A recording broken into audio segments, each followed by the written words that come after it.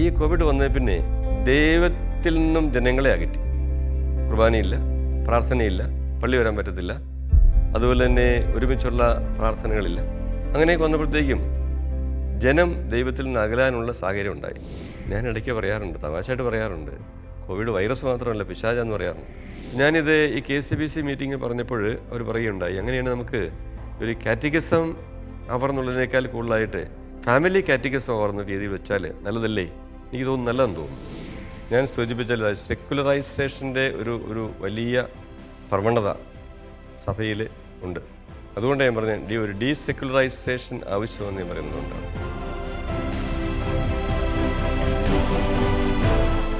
Shalom TV-യുടെ voice of the church, സഭയുടെ ശബ്ദം എന്ന പ്രോഗ്രാമിലേക്ക് ഏവർക്കും വീണ്ടും സ്വാഗതം. നമ്മളോടൊപ്പമായിരുന്ന മാർ ജോർജ് മുടത്തിക്കണ്ടത്തിൽ പിതാവിൻ്റെ പുതിയ വിശേഷങ്ങൾ നമുക്ക് കേൾക്കാം. കോതമംഗലം രൂപതയുടെ അഭിവന്ദ്യ പിതാവ്, CBCI laity commission chairman, KCBC അൽമായ കമ്മീഷൻ ചെയർമാൻ, സീറോ മലബാർ സിനഡിൻ്റെ ക്ലർജി കമ്മീഷൻ ചെയർമാൻ എന്ന നിലയിൽ സേവനമനുഷ്ഠിച്ചു വരുന്ന അഭിവന്ദ്യ പിതാവിന് സ്വാഗതം. പിതാവെ, മറ്റൊരു ചോദ്യം. ഇന്ന് സഭ വ്യത്യസ്തങ്ങളായ രീതിയിൽ ധാരാളം വെല്ലുവിളികൾ നേരിടുന്നുണ്ട്. പല തലങ്ങളിൽ, പല പ്രദേശങ്ങളിൽ, പ്രത്യേകിച്ച് നമ്മുടെ കേരളത്തിലും ഭാരതസഭയിലൊക്കെ ധാരാളം വെല്ലുവിളികളൊന്നും നേരിടും.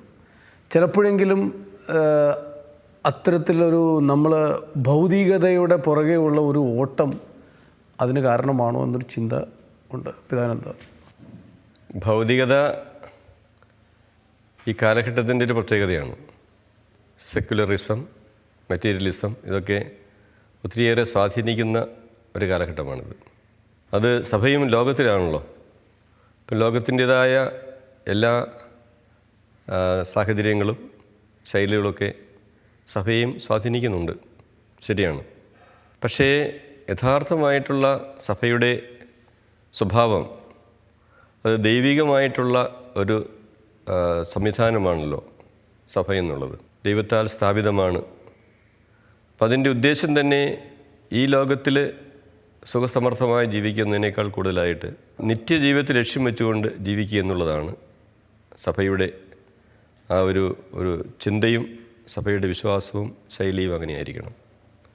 ആദ്യ നൂറ്റാണ്ടുകളിൽ സഭ വളരെ ദരിദ്രമായ സാഹചര്യത്തിലാണ് വളർന്നത്.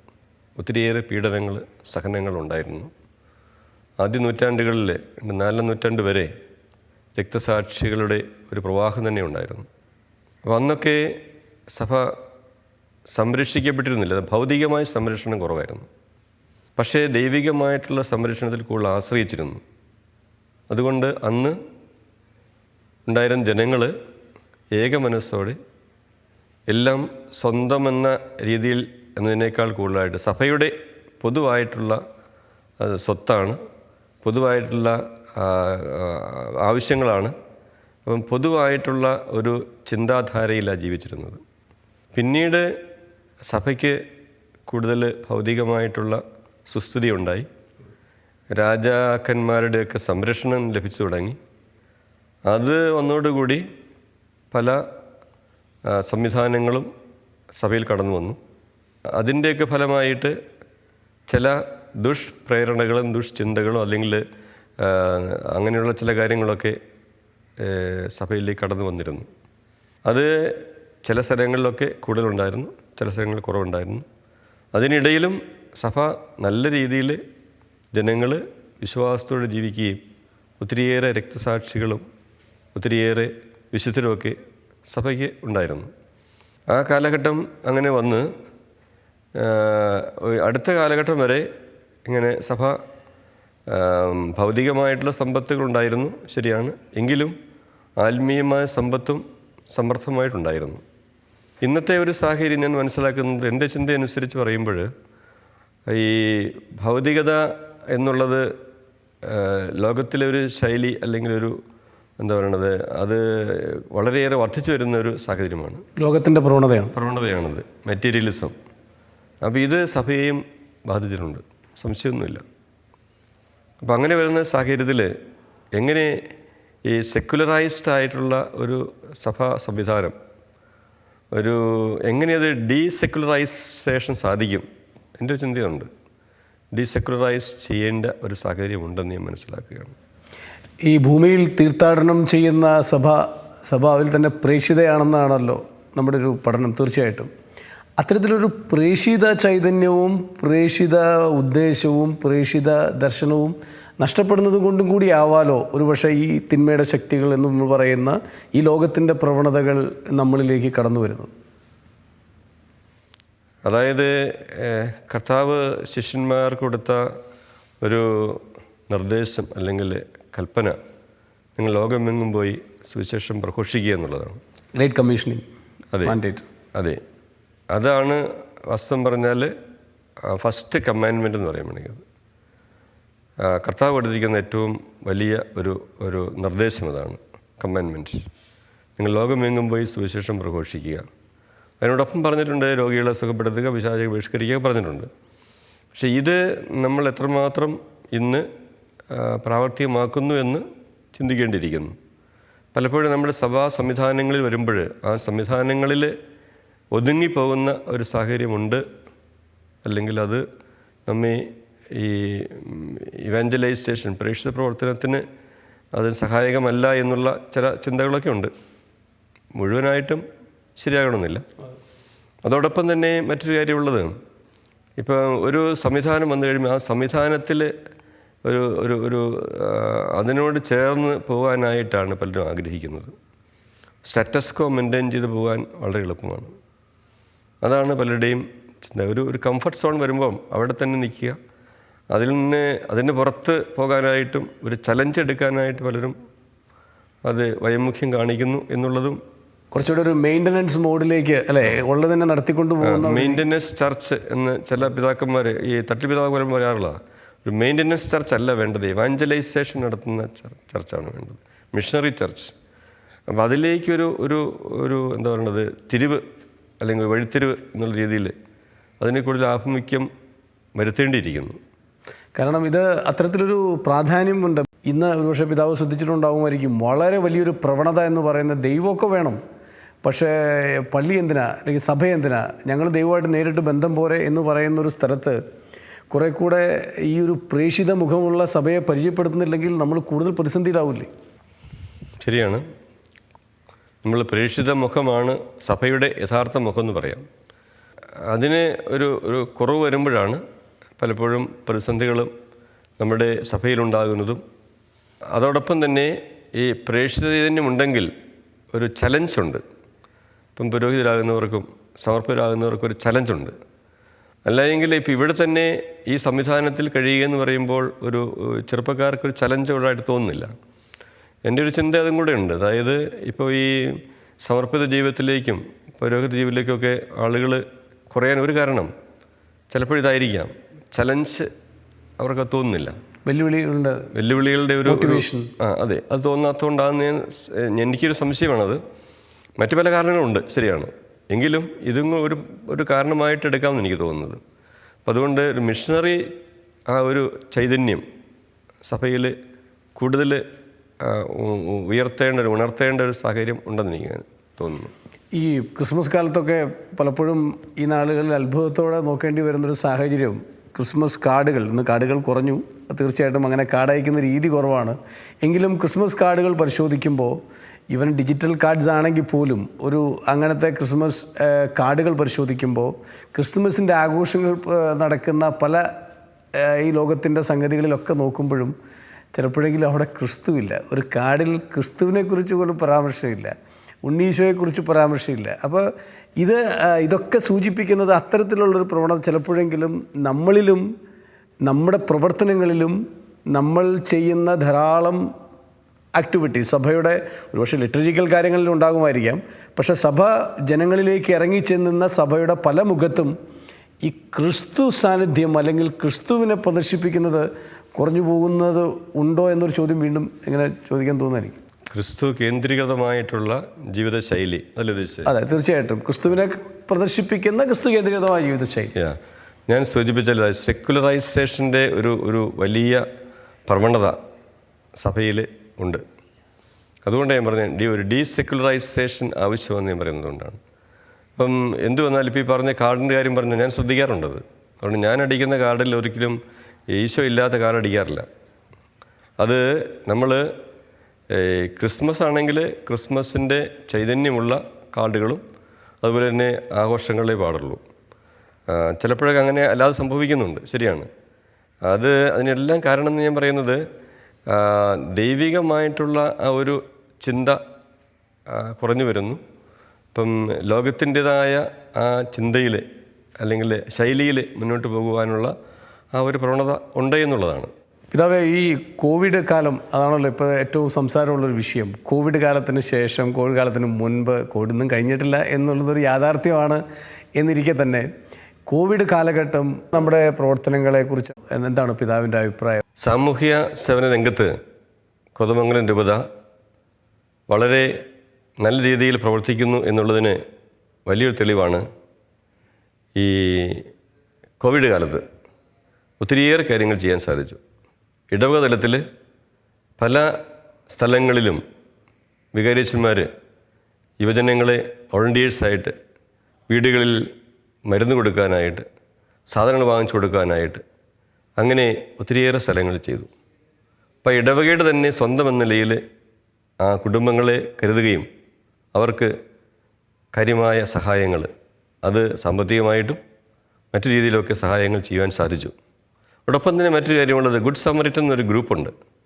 ആ സമറിറ്റൻ ഗ്രൂപ്പ്, ആ ഗ്രൂപ്പ് അന്ന് ഈ കോവിഡ് മൂലം മരിച്ചു വീഴുന്ന ആളുകളെ അവിടെ മൃതസംസ്കാരത്തിന് സഹായിക്കാൻ ആളില്ല വന്ന അവസരത്തിൽ നമ്മുടെ അച്ഛന്മാരും അൽമയരും സിസ്റ്റേഴ്സും ഉൾപ്പെടെ ടീമുണ്ടാക്കി. 3 ടീമുണ്ടായിരുന്നു രൂപതയിൽ തന്നെ. ആ സാഹചര്യത്തിൽ എവിടെയെങ്കിലും ഒരാൾ കോവിഡ് ഒന്ന് മരിച്ചാൽ അവിടെ എത്തുകയും എല്ലാ കാര്യങ്ങളും അവർ തന്നെ ഏറ്റെടുത്ത് നടത്തുകയും ചെയ്തിരുന്നു. അത് വലിയൊരു ശുശ്രൂഷയായിട്ട് എല്ലാവരും പറഞ്ഞൊരു കാര്യമാണ്. അന്ന് പ്രത്യേകിച്ച് കോവിഡിനെ ഭയപ്പെട്ടിരുന്ന കാലത്ത് ഭയമില്ലാതെ അച്ഛന്മാരിറങ്ങിച്ചെന്ന് ഈ ശുശ്രൂഷ നടത്തി. ആ കാലഘട്ടത്തിൽ ഈ ടീമിലുണ്ടായിരുന്ന ഒരച്ഛൻ, അദ്ദേഹത്തിന് ക്യാൻസർ ബാധിച്ച് ഹോസ്പിറ്റലാകുകയും 1 വർഷത്തോളം ചികിത്സ നടത്തുകയും ചെയ്തു. പക്ഷേ ആ ചികിത്സ നടത്തിയെങ്കിലും അദ്ദേഹത്തിൻ്റെ ജീവൻ തിരിച്ചു കിട്ടിയില്ല. അദ്ദേഹം മരണമടഞ്ഞു. അത് രൂപതയെ സംബന്ധിച്ച് വലിയൊരു അനുഭവമായിരുന്നു. ഒത്തിരിയേറെ പ്രാർത്ഥനയും ഒത്തിരിയേറെ ശുശ്രൂഷയും അദ്ദേഹത്തിൻ്റെ ബാച്ചുകാരെല്ലാവരും തന്നെ ഈ 1 വർഷക്കാലം അദ്ദേഹത്തിൻ്റെ കൂടെ ശുശ്രൂഷയ്ക്കായിട്ടുണ്ടായിരുന്നു. അപ്പോൾ അതെല്ലാം ചെയ്തിട്ടും അദ്ദേഹം മരിച്ചു. പക്ഷേ അദ്ദേഹത്തിൻ്റെ ഓർമ്മ നിലനിർത്തുവാനായിട്ട് അദ്ദേഹത്തിൻ്റെ ബാച്ചുകാരും രൂപതയിൽ നിന്നൊക്കെ ഒരു സഹകരണത്തോടെ ഒരു സംവിധാനം ഉണ്ടാക്കിയിട്ടുണ്ട്. അത് മെഡിക്കൽ എക്യുപ്മെൻറ്റ് ബാങ്ക് എന്ന് പറയും. മെഡിക്കൽ എക്യുപ്മെൻറ്റ് ബാങ്ക് ഉദ്ദേശിക്കുന്നത് ഇതാണ്: കട്ടിലുകൾ, അതുപോലെ തന്നെ ഈ വീൽ ചെയർ, മറ്റ് ഓക്സിജൻ കോൺസെൻട്രേറ്റർ, അങ്ങനെയുള്ള ഉപകരണങ്ങൾ, രോഗികൾക്ക് ആവശ്യമുള്ള ഉപകരണങ്ങൾ, അത് നമ്മളിവിടെ ഒരു ബാങ്ക് ആയിട്ട് സൂക്ഷിക്കുന്നുണ്ട്. ഇവിടെ ആവശ്യക്കാർക്ക് കൊടുക്കുകയും അവരുടെ ആവശ്യം കഴിയുമ്പോൾ തിരികെ കൊണ്ടുവരികയും ചെയ്യുന്നു. അങ്ങനെ ഒരു സംവിധാനം നമ്മൾ ഈ മരിച്ച അച്ഛൻ ജോർജ് മലയപ്പറമ്പിൽ അച്ഛൻ്റെ ഓർമ്മയ്ക്കായിട്ട് നമ്മളിത് തുടങ്ങിയിട്ടുണ്ട്. നല്ല രീതിയിൽ നടത്തിക്കൊണ്ടു പോകുന്ന ഒരു സംവിധാനമാണത്. ഈ സമരിറ്റൻ അന്ന് ഈ ശവസംസ്കാര ശുശ്രൂഷകൾക്ക് പോകും. ഞാൻ ഓർക്കുന്നു, കാരണം ഈ ജോർജ് മലപ്പറമ്പിൽ അച്ഛൻ അന്ന് കത്തോലിക്ക ശവസംസ്കാരങ്ങൾ മാത്രമല്ല, അല്ലാത്തത് പോലും. ഇപ്പം ഞാൻ അന്നൊരു യാക്കോബായ സ്വഭാവത്തിൽപ്പെട്ടൊരു പയ്യൻ ആക്സിഡൻറ്റിൽ മരിച്ചൊരു സമയത്ത് അന്ന് അച്ഛനാണ് ഞങ്ങളുടെ ദേശത്ത് വന്ന്, അച്ഛൻ്റെ നേതൃത്വത്തിലാണ് അന്ന് ആ ശവസംസ്കാര ശുശ്രൂഷകൾക്ക് നേതൃത്വം നൽകിയത്. അത് കഴിഞ്ഞ് ഏതാനും നാളുകൾ കഴിഞ്ഞപ്പോഴാണ് അച്ഛൻ്റെ ഈ ക്യാൻസറൊക്കെ ഡയഗ്നോസ് ചെയ്യുന്നത്. തീർച്ചയായിട്ടും എനിക്ക് ഒരു കാര്യം കൂടി പറയാനുണ്ട്. ഇന്ന് നമ്മുടെ സമൂഹം നേരിടുന്ന ഏറ്റവും വലിയൊരു പ്രശ്നമാണ് ഈ ക്യാൻസർ രോഗികളുടെ ബുദ്ധിമുട്ടുകൾ, സാമ്പത്തികമായ പ്രശ്നങ്ങൾ. അവയ്ക്ക് ഒരു ചെറിയ പരിഹാരം നിലയിൽ നമ്മൾ ചെയ്തിരിക്കുന്ന കാര്യം ഇതാണ്: നമ്മുടെ രൂപതയിൽ ആശാകിരണം എന്നൊരു പദ്ധതി ആരംഭിച്ചു. ആ പദ്ധതി ഇങ്ങനെയാണ്: നമ്മൾ ഓരോ ഇടവകയിലും ഓരോ വീട്ടിലും ഒരു കളക്ഷൻ ടിൻ കൊടുത്തിട്ട് ആ ടിന്ന് നമ്മൾ അതിൽ നിന്ന് കിട്ടുന്ന കോൺട്രിബ്യൂഷൻ വാങ്ങിച്ച് അത് രൂപതയിൽ കളക്ട് ചെയ്ത് ക്യാൻസർ രോഗികൾ, അത് ക്രൈസ്തവർ മാത്രമല്ല എല്ലാ വിഭാഗത്തിൽപ്പെട്ട ആളുകളും ഇവിടെ വരികയും അവർക്ക് സഹായം ചെയ്യുകയും ചെയ്തിരുന്നു. ആദ്യത്തെ ഒരു വർഷം തന്നെ 1 കോടി രൂപയോളം നമുക്ക് അത് കളക്ട് ചെയ്യാൻ സാധിച്ചു. അത്രയും തന്നെ കൊടുക്കുവാൻ സാധിച്ചു.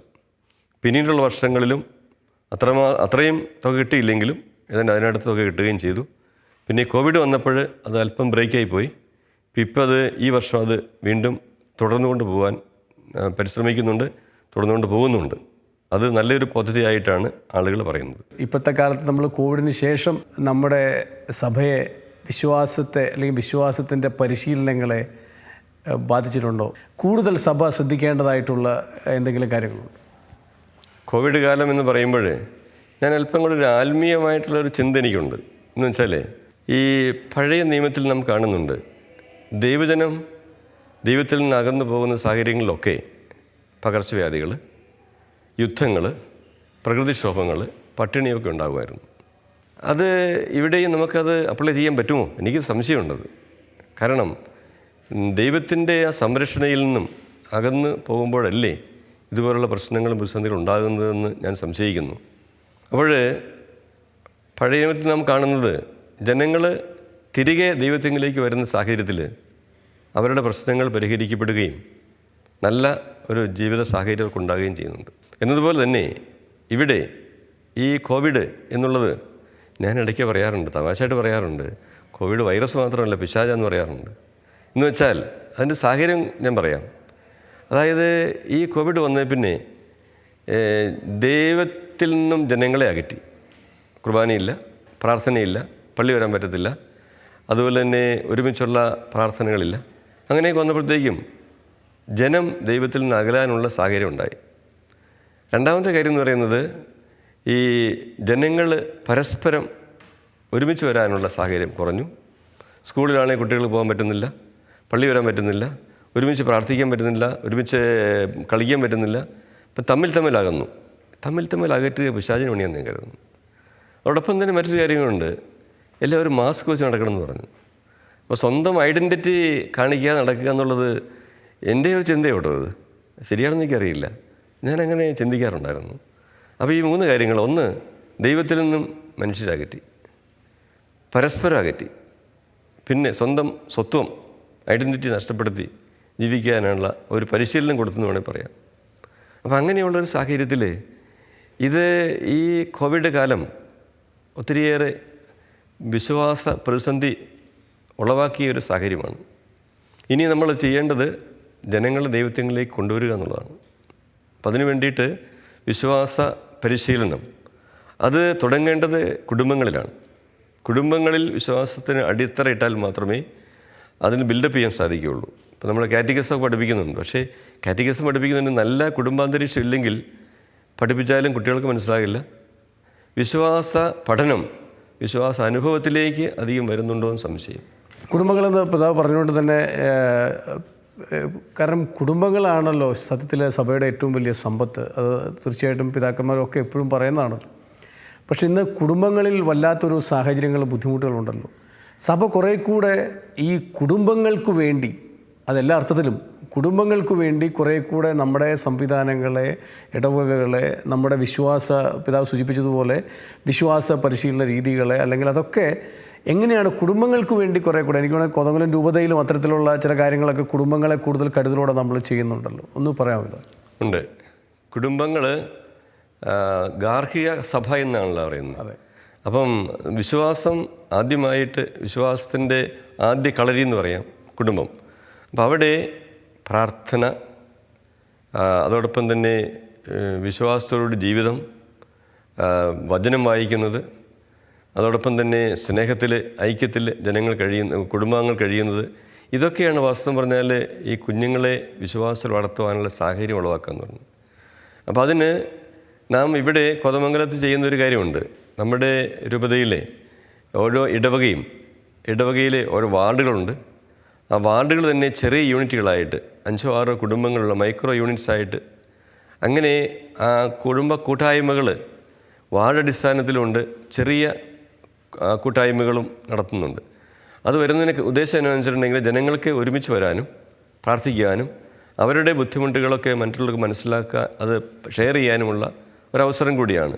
അതുപോലെ കുട്ടികളുടെ പരിശീലനത്തിലും എല്ലാവരും ഉത്തരവാദിത്വം ഉണ്ട് എന്നുള്ള രീതിയിൽ ആ വാർഡിൽപ്പെട്ട അല്ലെങ്കിൽ മൈക്രോ യൂണിറ്റിൽപ്പെട്ട അംഗങ്ങൾ അവിടെയുള്ള കുട്ടികളെയൊക്കെ ഒന്ന് കരുതലോടെ അവരുടെ പരിശീലനമൊക്കെ നല്ല രീതിയിൽ നടത്തുവാനായിട്ടുള്ള ആ ഒരു ഉദ്ദേശത്തോടു കൂടിയാണ് നമ്മൾ ചെയ്യുന്നത്. നല്ല രീതിയിൽ തന്നെ പോകുന്നുണ്ടെന്ന് ഞാൻ മനസ്സിലാക്കുന്നു നമ്മുടെ ഈ ഇടവകളിൽ. പിന്നെ ഇതൊക്കെ ഈ കോവിഡ് കാലത്ത് എല്ലാം ഒന്ന് സ്റ്റാൻഡ് സ്റ്റില്ലായിരുന്നു, തടസ്സം വന്നായിരുന്നു. പക്ഷേ ഇപ്പോൾ അത് വീണ്ടും ആരംഭിച്ചിട്ടുണ്ട്. അത് എനിക്ക് തോന്നുന്നു നല്ല രീതിയിൽ പോകുവാൻ സാധിക്കുമെന്നുള്ളതാണ്. അപ്പോൾ കുടുംബങ്ങളിലൂടെയാണ് വാസ്തവം പറഞ്ഞാൽ വിശ്വാസം കൈമാറാനായിട്ട് സാധിക്കുകയുള്ളൂ. കാരണം നമുക്കറിയാലോ, നമ്മുടെയൊക്കെ കുടുംബങ്ങളും നമ്മൾ ഇപ്പോൾ ഇന്ന് വിശ്വാസം ജീവിക്കുന്നുണ്ടെങ്കിൽ അതിൻ്റെ അർത്ഥം നമ്മുടെ പൂർവികർ അവർക്ക് വലിയ വിദ്യാഭ്യാസമോ അല്ലെങ്കിൽ ദൈവശാസ്ത്രമൊന്നും അറിയില്ലായിരുന്നു. പക്ഷേ അവർക്ക് പ്രാർത്ഥിക്കാൻ അറിയാമായിരുന്നു. അവർ സ്നേഹത്തിലും ഐക്യത്തിലും ജീവിക്കാനുള്ള സാഹചര്യം ഉണ്ടായിരുന്നു. അപ്പം അങ്ങനെയുള്ള സാഹചര്യങ്ങൾ ഇന്ന് കുട്ടികൾക്ക് നൽകിയാൽ മാത്രമേ വിശ്വാസ പരിശീലനത്തിൽ നല്ല രീതിയിൽ അവർക്ക് വിശ്വാസാനുഭവത്തിലേക്ക് അവരെ കൊണ്ടുവരുവാൻ സാധിക്കൂ എന്നുള്ളതാണ് ചിന്തിക്കുന്നത്. ഈ കുടുംബങ്ങളെക്കുറിച്ച് പറയുമ്പോൾ സ്വാഭാവികമായിട്ടും ഇടവകയാണല്ലോ കുടുംബങ്ങളെ ഏറ്റവും ചേർത്ത് വയ്ക്കുന്ന ഒരു സ്ഥലം. അല്ലെങ്കിൽ ഇടവക ദേവാലയവും വികാരി അച്ഛനുമാണ് ഏറ്റവും കുടുംബങ്ങളുടെ കാര്യത്തിൽ ഏറ്റവും അടുത്ത് നിൽക്കുന്ന സഭയുടെ ഒരു നേതൃത്വം എന്ന് പറയുന്നത്. പണ്ടൊക്കെ ഒരു ക്ലിഷേ പോലെ ഞാൻ ചോദിക്കുകയല്ല, എന്നാലും പണ്ടൊക്കെ ഈ ഒരു വീട്ടിലൊരു പ്രശ്നം ഉണ്ടായാൽ ഒരു അമ്മച്ചി ആദ്യം ഓടിപ്പോയിരുന്നു വികാരി അച്ഛൻ്റെ അടുത്താണ്. ഒരപ്പച്ചൻ അത്ര സ്പീഡിലല്ലെങ്കിലും കുറച്ച് പതുക്കെയാണെങ്കിലും വികാരിച്ചിൻ്റെ അടുത്തേക്കാണ് പോയിരുന്നത്. മക്കൾ വികാരിച്ചിൻ്റെ അടുത്താണ് ചിലപ്പോൾ പോയി പരാതി പറഞ്ഞിരുന്നത്. ഇന്ന് വ്യക്തിപരമായ കുടുംബ ആവശ്യങ്ങൾക്ക് ഒരു ഇടവക വൈദികനെ സമീപിക്കുന്ന ആളുകളുടെ എണ്ണം വളരെ കുറയുന്നു. മറിച്ച് അവർ മറ്റേതെങ്കിലും ധ്യാന കേന്ദ്രങ്ങളോ അത്തരത്തിലുള്ള സ്ഥലങ്ങളിലേക്കൊക്കെയാണ് ഓടുന്നത്. സത്യത്തിൽ സഭ ബാക്കിയൊക്കെ നമ്മൾ പറയുമ്പോഴും ഈ ഇടവക ശരിയായില്ലെങ്കിൽ സഭ ശരിയാവും. കുറച്ചുകൂടെ അങ്ങനെ ഒരു എനിക്കോട് മാർപ്പാപ്പയുടെ ഒരു ചാക്രികല്യാണത്തിൽ പറയുന്നുണ്ട്, എനിക്കൊരു ഇവാഞ്ചലിക് ഔദ്യത്തിൽ അല്ലെ, ഇടവക എന്ന് പറയുന്ന ആളുകൾ ദാഹം തീർക്കുന്ന ഒരു ഇടമാകണം എന്നാണ് പറയണത്. പിതാവേ, ഇടവകയുടെ സംവിധാനം അത് പണ്ടത്തെ പോലെ ഇപ്പോൾ അത്ര എളുപ്പമായിരിക്കില്ല. കാരണം പണ്ടെന്ന് പറയുമ്പോൾ ഒരു ഇടവക, ഞാൻ ഓർക്കുന്നു, ഞാൻ ഹൈറേഞ്ചിലൊക്കെ ആയിരുന്നപ്പോൾ ആ ഇടവകയിലെ ഒരു പള്ളി, ചെറിയൊരു സ്കൂള്, മറ്റ് സ്ഥാപനങ്ങളൊന്നുമില്ല അവിടെ. അപ്പം ജനങ്ങൾക്ക് വന്നുകൂടാനുള്ള ഏറ്റവും നല്ലൊരിടമാണ് ഇടവക എന്നുള്ളത്. പള്ളിയുടെ ബന്ധപ്പെട്ടാണ് കാര്യങ്ങൾ നടന്നിരുന്നത്. എന്ത് പ്രോഗ്രാം ഉണ്ടെങ്കിലും അതെല്ലാം പള്ളിയുമായിട്ട് ബന്ധപ്പെട്ടാണ് നടന്നിരുന്നത്. കുറേ കൂടെ കഴിഞ്ഞപ്പോഴത്തേക്ക് അതിൻ്റെ ആ ഒരു സങ്കീർണമായിട്ടുള്ള സാഹചര്യങ്ങളുണ്ടായി. പിന്നെ അതുപോലെ തന്നെ ജനങ്ങൾ ഇടവകയ്ക്ക് പുറത്തേക്ക് താമസം മാറ്റുന്നതിൽ പഠിക്കാനായിട്ട് പോകുന്നു, ജോലിക്കായിട്ട് പോകുന്നു. അപ്പം അങ്ങനെ വരുമ്പോഴത്തേക്കും പിന്നെ ഇടവകയുടെ കുടുംബങ്ങളുടെ എണ്ണം കൂടി. അങ്ങനെ വരുമ്പോഴത്തേക്കും പല കാര്യങ്ങൾ വ്യാപൃതരാകേണ്ടി വരുന്നു. വികാരിച്ചന്മാരും പല കാര്യങ്ങൾ വ്യാപൃതരാകേണ്ടി വരുന്നു. അതൊന്ന്. പിന്നെ അന്ന് ഇതുപോലെ ധ്യാന കേന്ദ്രങ്ങളൊന്നും ഇല്ലായിരുന്നു. അപ്പോൾ അതുകൊണ്ട് ഇടവകയിലായിരുന്നു അവരുടെ വിശ്വാസത്തിൻ്റെ എല്ലാം എന്ന് പറയാം. ഇപ്പോൾ അതിൻ്റെ സാഹചര്യം ഒത്തിരി മാറിയിട്ടുണ്ട്. പിന്നെ അതുപോലൊപ്പം തന്നെ ഇപ്പോൾ ഈ ആധുനിക മാധ്യമങ്ങളിലൂടെ ഒത്തിരിയേറെ ജനങ്ങളുടെ ജീവിതശൈലി തന്നെ ഒത്തിരി മാറിപ്പോയി. പിന്നെ ഓരോ ഇടവകയിലും ധാരാളം പേര് അഭ്യസ്ത വിദ്യരുണ്ട്, പല വ്യത്യസ്ത ജോലികൾ ചെയ്യുന്നവർ. അപ്പോൾ അവർക്ക് ഇങ്ങനെ ഇടവക വികാരിയായിട്ട് എപ്പോഴും ബന്ധപ്പെടുവാനോ അല്ലെങ്കിൽ അത് മാത്രമേ ഒരു സോഴ്സ് ഉള്ളതെന്ന് പറയാൻ പറ്റില്ല. അവർക്ക് വ്യത്യസ്തമായ സാഹചര്യങ്ങൾ വേറെ ഉണ്ട്. അപ്പം അതുകൊണ്ട് ഇത് പഴയതുപോലെ ആകുക അത്ര എളുപ്പമല്ല. എങ്കിലും ഇങ്ങനെ നമ്മുടെ ജീവിതത്തിൽ നാം ചിന്തിക്കുമ്പോൾ തീർച്ചയായിട്ടും ദൈവജനം ഇടവകയോട് പള്ളിയോട് ചേർന്ന് നിന്നാൽ മാത്രമേ വിശ്വാസത്തിൽ അവർക്ക് മുന്നേറാനായിട്ട് സാധിക്കുകയുള്ളൂ. തന്നെ ആ കൂട്ടായ്മയിൽ ഒരുമിച്ച് നിൽക്കേണ്ടി വരുന്നു. ആ കൂട്ടായ്മയിൽ നിന്ന് അകന്നു പോകുമ്പോഴാണ് പലപ്പോഴും പ്രശ്നങ്ങൾ ഉണ്ടാകുന്നത് മനസ്സിലാക്കുന്നത്. ചേർന്ന് നിൽക്കണം എന്ന് വിശ്വാസികളോട് പറയുന്നത് 100% ശരി തന്നെ. അതിൻ്റെ ഒപ്പം തന്നെ പ്രധാനപ്പെട്ടതല്ലേ നമ്മളൊരു ചേർത്ത് നിൽക്കാൻ വേണ്ടി അങ്ങോട്ട് ഇറങ്ങി ചെല്ലുക. അത് വിചാരിച്ച മാത്രമായിരിക്കത്തില്ല, ഒരുപക്ഷെ ആ ഇടവകയിലെ മറ്റ് നേതൃത്വങ്ങൾ, സിസ്റ്റേഴ്സ് ആവാം, വൈദികരാവാം, അങ്ങനെ ഒരു ഭാഗമില്ലേ? അത് കുറച്ചുകൂടെ നമ്മൾ ശ്രദ്ധിക്കേണ്ട ഒരു ഭാഗമല്ലേ കുറേ കൂടെ ഇറങ്ങി ചെല്ലുക എന്ന് പറയുന്നത്? യെസ്, അത് നമ്മളിപ്പം ശ്രദ്ധിക്കുന്നുണ്ട് ഇവിടെ. കാരണം നമുക്കിപ്പോൾ ഈ ഒരു 3 വർഷം ഞാൻ സൂചിപ്പിച്ചല്ലോ, നവീകരണ കാലഘട്ടമായിട്ട്. അപ്പോൾ ഈ കാലഘട്ടത്തിൽ നമ്മുടെ എല്ലാ ഇടവകയിലും ഹോം മിഷൻ നടത്താൻ ഉദ്ദേശിക്കുന്നുണ്ട്.